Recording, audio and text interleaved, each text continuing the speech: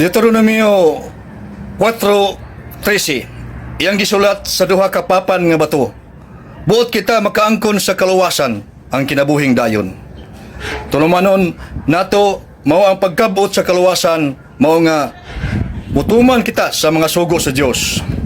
Ang atong Ginoo niingon, kung buot ka mosulod sa kinabuhi, tumana ang mga sugo.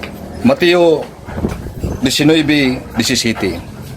Kung nahigugma kamo kanako, tumana ang akong mga sugo. Juan 14:15. Diya sa Juan 12:50, ang iyang mga sugo na ang kinabuhing walay katapusan. Mga si San Agustin mingon, we have left the grave of sin and ready to walk in the divine commandments of God. Sa ngalan samahan ug sa Anak ug sa Espiritu Santo. Amen.